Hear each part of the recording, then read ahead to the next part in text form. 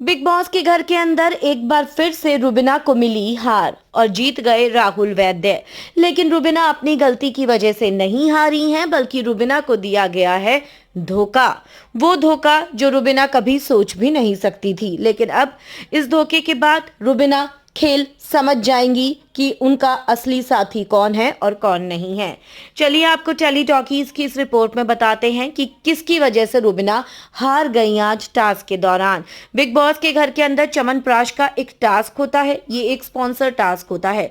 रुबीना और राहुल की टीम बनाई जाती है और यहाँ पर बिग बॉस रुबीना और राहुल दोनों को कुछ कंटेस्टेंट्स के नाम के पैम्पलेट्स देते हैं और बिग बॉस एक एक कंटेस्टेंट को बुलाते हैं। रुबीना और राहुल को उन कंटेस्टेंट्स को गुण बताते हुए, च्यवनप्राश से जोड़ते हुए, जिस कंटेस्टेंट का नाम बिग बॉस लेंगे उस बिग बॉस के कंटेस्टेंट को ये यकीन कराना होगा कि वो जिस कंटेस्टेंट के गुण को च्यवनप्राश से जोड़ रहे हैं वो बिल्कुल करेक्ट है।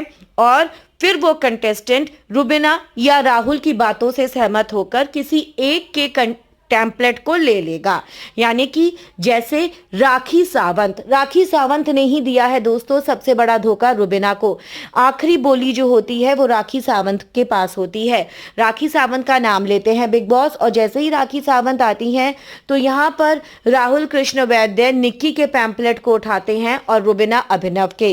रुबीना को लगता है राखी अभिनव के नाम पर बिल्कुल भी मना नहीं करेंगी।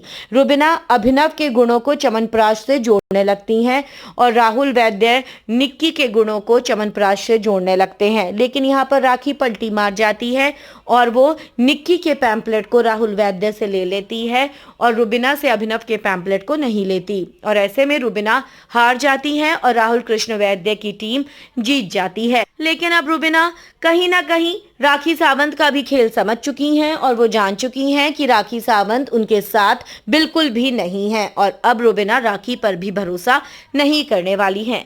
क्या आपको लगता है राखी ने रुबीना के साथ सही किया है? कमेंट्स में लिखें।